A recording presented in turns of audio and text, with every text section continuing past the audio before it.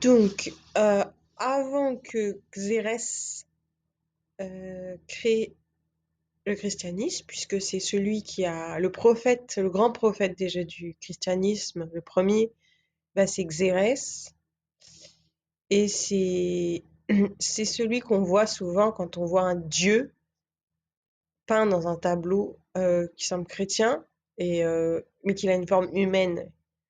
Je sais plus les noms exacts, mais il a une barbe, tout ça. C'est souvent lui en fait qui est représenté comme le dieu. Euh,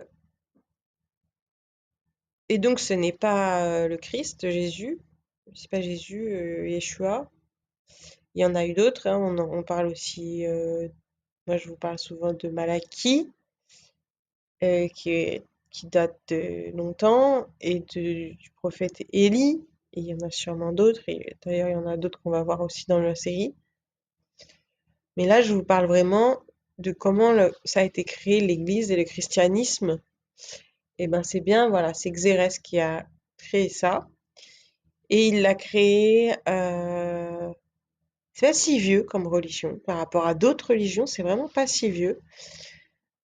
Il l'a créé par rapport à la frise que je vous ai laissée, euh, à peu près un peu après qu'Abraham arrive, arrive se faire rescaper sur la terre, donc par la Voie lactée. Euh, Abraham,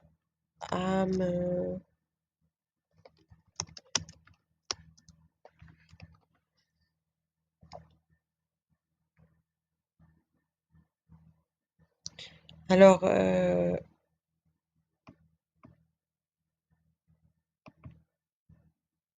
2348 avant l'ère chrétienne, ils disent, pour la période où Abraham arrive à peu près, donc c'est possible, c'est possible. Faudrait vérifier, mais c'est possible. Et donc avant, qu'est-ce que c'était alors qu'est-ce que c'était la religion? Qu'est-ce qui s'est passé est-ce que c'est quelque chose qu'ils ont transformé ou c'est avant en fait ça ressemblait à du spiritisme. Et ça en vient d'ailleurs du spiritisme, ça prend vraiment toutes ses racines dans le spiritisme, c'est-à-dire les jeux spirituels. C'est hyper important parce que c'est vraiment en fait le fondement de la chrétienté, ces jeux de spiritisme, et on appelait ça avant le chiisme.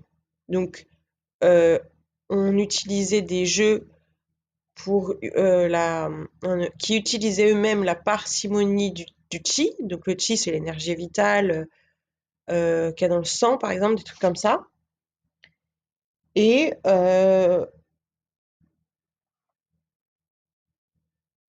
on utilisait sa parcimonie pour rentrer en relation avec Dieu. Donc ça s'appelle le chi comme le chi, comme le tai chi par exemple, tai chi, voilà le chi-isme. Et c'était le chiisme. Quand Xérès est né, il était bah, dans une famille aussi, je pense, ou en tout cas dans un peuple chiiste. Et c'est en faisant évoluer le chiisme grandement, on va dire, avec quand même une rupture, puisqu'on va voir qu'après ça, le chiisme n'a plus existé du tout. Donc on va dire que ça l'a carrément rembardé, qu'ils ont créé la chrétienté, le christianisme. Donc ça vient bien du chiisme à la base. Et il y a des gens qui étaient chiistes, bah, comme Xérès, vu que c'est lui qui a inventé. Il faut toujours se demander celui qui l'a inventé, qu'est-ce qu'il faisait avant de l'inventer. Bah, il était chiiste. Et il y en a d'autres et qui l'ont suivi et qui sont convertis chrétiens. Voilà. Donc c'est important parce que on parle, pareil, on parle de la chrétienté, on parle des choses. Je trouve qu'on arrive souvent à de la logique. On dit ouais, truc un peu logique, un peu biblique dans le sens où un livre, ça, il y a un sens. On lit, c'est pas un Rubik's Cube, il y a un sens. Donc on dit la religion du livre, ça fait toujours un peu sérieux, un peu autoritaire aussi. Euh, Ça fait scolaire. Puis on a l'impression que c'est une religion de texte. Ça veut dire qu'il y a des gens qui ont écrit des textes et que les chrétiens, ils font que lire des textes. Bon, déjà, dernièrement, c'est toute l'arche religieuse qui a eu pas accès à ces textes, donc qui ont dû survivre sans lire leurs textes, puisqu'ils n'en avaient plus du tout. Donc déjà, ils ne survivent pas juste par la lecture des textes, sinon ils ne seraient pas encore là. Et justement, c'est assez rare d'arriver à survivre quand on n'a plus les textes, parce qu'en fait, la plupart des religions en sont, des religions de livres, on lit les textes. Sauf qu'on se rend compte que pas du tout, parce qu'elle émane vraiment du jeu spirituel. Et d'ailleurs, il y a des prophètes chiites, parce qu'il y a des prophètes, qui sont devenus des prophètes chrétiens. Donc ça veut bien dire que cette essence du jeu spirituel, du spiritisme, comme on dit, elle est vraiment hyper centrale en fait dans la chrétienté. C'est même l'âme, on pourrait dire. Donc si vous regardez spiritisme, euh, c'est vraiment donc avant les chrétiens, c'est vraiment des jeux comme on voit. Avec des gens autour de la table, des mains posées sur la table et qui demandent esprit es-tu là? Avec des jeux de thèmes, euh, bouger les mains, avec des tableaux aussi, avec des lettres comme on voit les fables tournantes, euh, quelquefois avec aussi des changements de table et de chaise, donc ils font varier les hauteurs pour essayer de communiquer à travers différents esprits. On a aussi l'utilisation de sortes de bagues concept avec des roues médecine. Et en fonction de ce qu'on sent, l'esprit va déplacer la roue, on va pouvoir avoir des réponses à nos questions. Donc on est vraiment, mais vraiment sur ce thème-là que vous avez peut-être dû voir des fois à la télé dans des trucs qui font soi-disant peur. Bon, c'est pas du tout quelque chose qui fait peur. Comment ça s'utilisait, ça faisait pas du tout peur. Mais par contre, on est vraiment dans ce thème-là. C'était vraiment comme ça. Et du coup, c'est le cœur de la chrétienté. C'est quand même ça. Parce que ils n'ont pas réfuté quand ils ont aboli le chiisme. Ce n'est pas du tout par refus du jeu justement spirituel, du spiritisme. Mais c'est justement qu'ils l'ont rendu invulnérable. Ça veut dire qu'on ne peut plus tricher. Donc, c'est extrêmement intéressant. Donc, au contraire, je dirais même qu'ils l'ont renforcé, puisque ils en avaient tellement la valeur qu'ils voulaient que ce soit intrichable.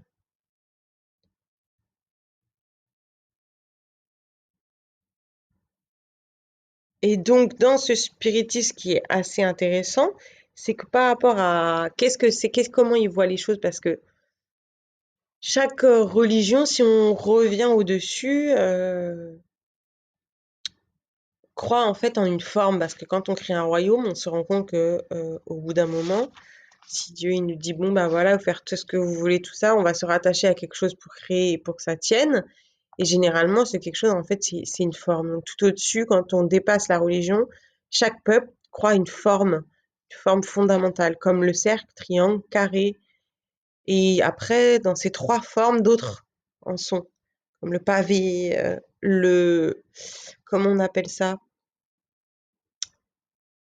Le rectangle asymétrique, je sais plus comment on l'appelle, qui crée une sorte de losange d'ailleurs. Euh, donc, par exemple, la religion hindoue, c'est le point, et la religion juive, c'est la pyramide, qui est issue du triangle. Mais c'est une pyramide, c'est une forme volume. Euh, et ben pour le spiritisme, il croit dans le quadrillage, qui est donc l'addition de plein de croix. Comme on retrouve, par exemple, ça en vient en plus, le puissance 4. Euh, donc, ils ont cette définition-là.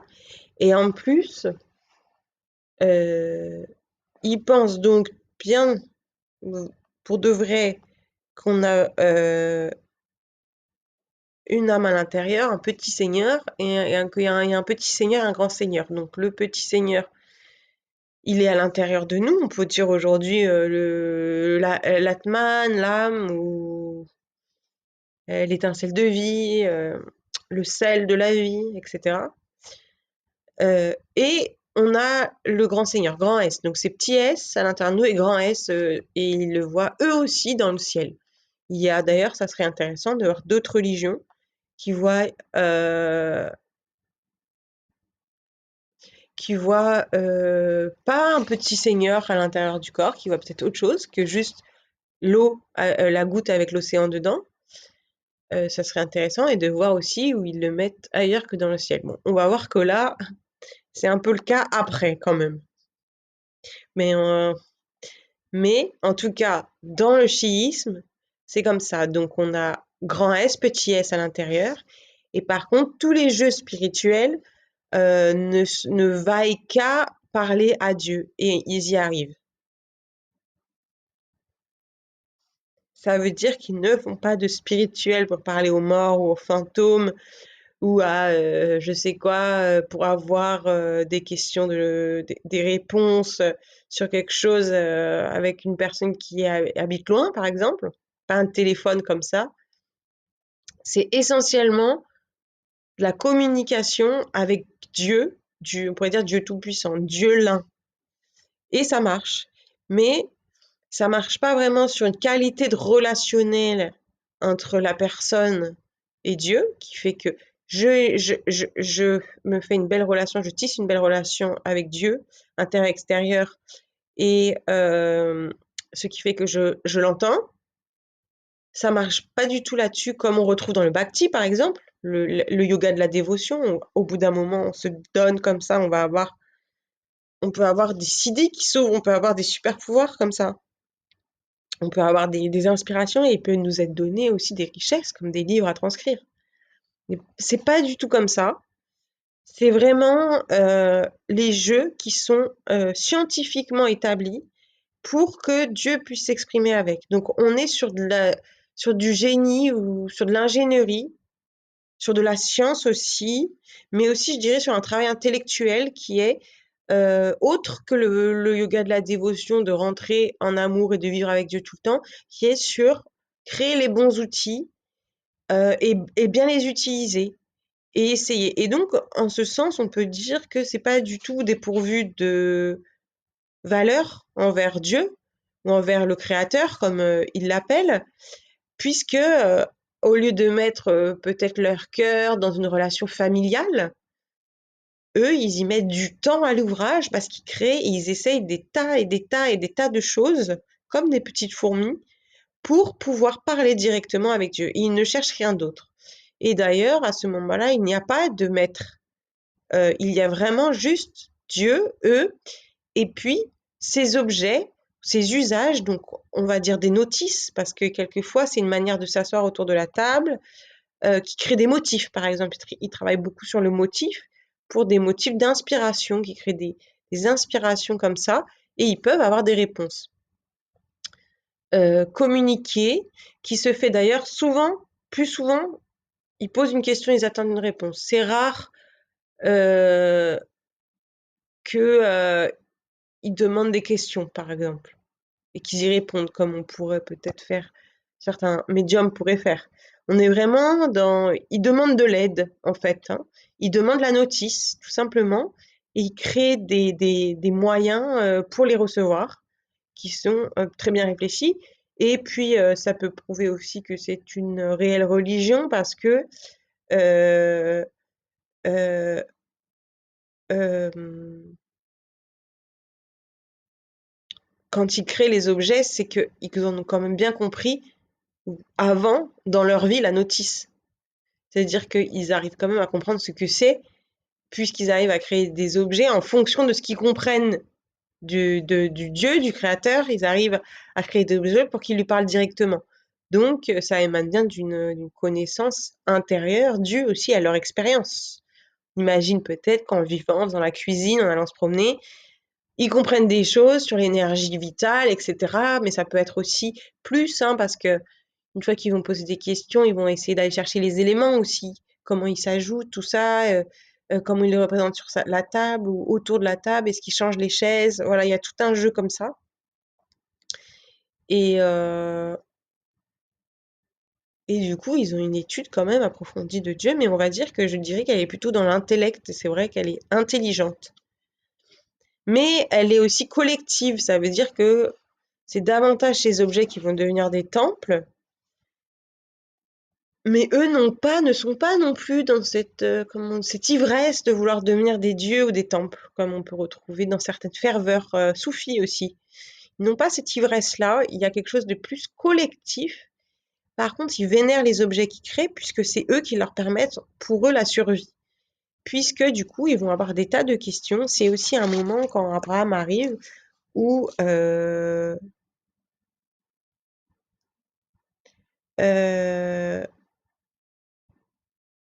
il y a, d'ailleurs, c'est le prophète Élie qui va s'y coller, des tas de on-dit, je pense que c'est des rumeurs aussi, sur des royaumes en déclin, donc des royaumes qui étaient plutôt bien portants, c'est-à-dire pas des royaumes de démons de base, mais des royaumes bien portants et qui déclinent, ça veut dire qu'ils n'existent plus.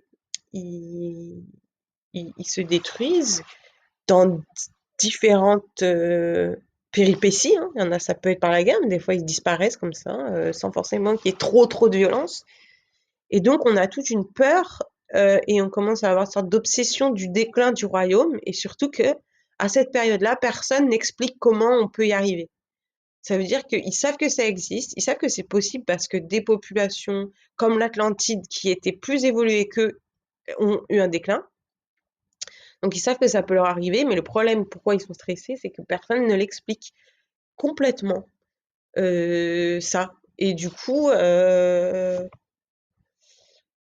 et, et du coup, bah, ils en ont peur. Et donc la réponse aussi du spiritisme, du chiisme, bah, c'est de pouvoir communiquer avec Dieu. Et ils sont même demandés par d'autres peuples, d'autres religions, parce que on sait qu'ils arrivent et c'est les seuls à avoir cette communication-là, qui n'est pas due à un ordre d'État comme d'état de conscience, bien sûr, pas d'État-nation, mais comme par exemple le prophète Allah qui reçoit des Corans, etc. euh, parce que il est dans l'état prophète. Là, c'est pas ça. C'est que tout le monde qui participe au jeu peut y arriver. Donc, grâce à, on va dire, l'intelligence de la création de ces jeux et grâce à la croyance aussi dans le quadrillage. Quadrillage qui fait penser aussi au point de croix, par exemple. Euh, et donc, ils vont poser des questions, par exemple, combien de bœufs on peut emmener paître aujourd'hui? Quand est-ce qu'il faut qu'on parte à la Bible, parce que c'était une ville? Quand est-ce qu'il est bien d'avoir plus de 6 enfants par famille? Donc voilà, des choses quotidiennes. On pourrait penser un peu aux manuels qu'on a des fois, on a des livres comme ça pour aider un peu les familles, manuel de compte par exemple.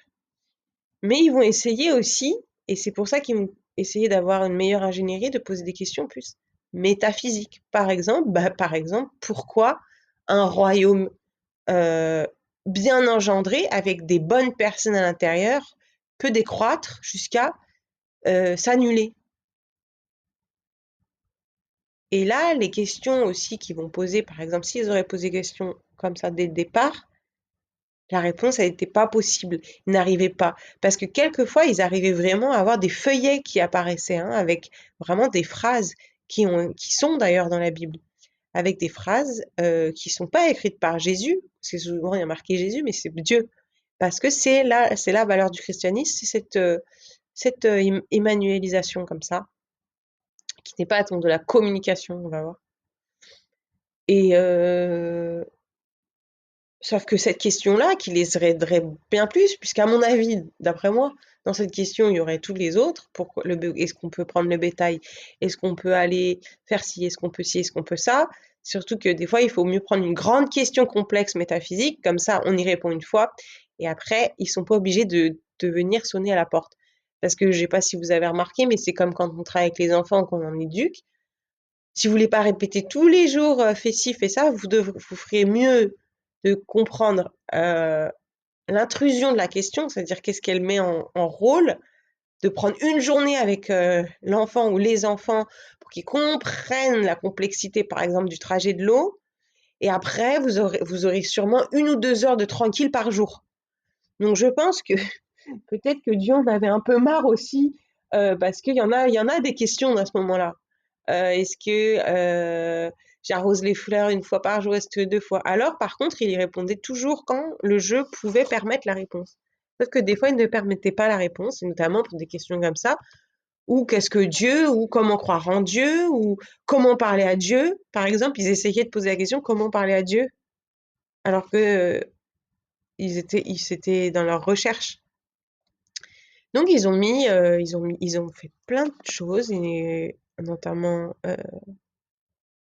Gilgamesh, par exemple, Robinson Crusoe, Gilgamesh, ils en ont créé, et c'est pour ça que c'est devenu prophète chiite, parce qu'ils ont créé des complexités, et ils ont pu commencer à avoir des réponses sur qu'est-ce que l'amour, par exemple, qu'est-ce que l'heure, qu'est-ce qu'un végétal. Donc ça commence à être bien plus intéressant, et surtout que une fois qu'on y répond, on peut savoir plus de choses, de combien de fois on mange par jour, etc. Voilà. Et en plus, comme ils étaient flippés, bah, ils en faisaient beaucoup parce que c'était un petit peu une période de déclin pour beaucoup de royaumes. On peut dire que c'était une fin de cycle. Donc ça me fait penser donc au cycle de la vengeance de Kali, Kalik. D'ailleurs, le Kali Yoga, comme on l'appelle, la voie de la vengeance qui était juste avant là, et ben ça se dit aussi l'ère chrétienne.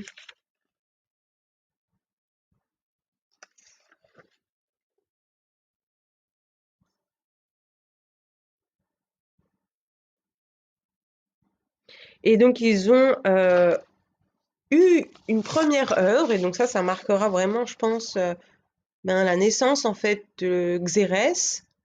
Ils ont eu une première œuvre qui s'appelle Le sel de la vie, qui est dans la Bible et qui a été euh, transmise, on peut dire, transmise par Dieu directement, c'est-à-dire qu'elle n'a pas de centraux acteurs, euh, au peuple chiite. Et ce n'est pas cette fois des notices, c'est bien une œuvre d'art, le sel de la vie. Et donc toute la route du sel va après dépendre de la chrétienté.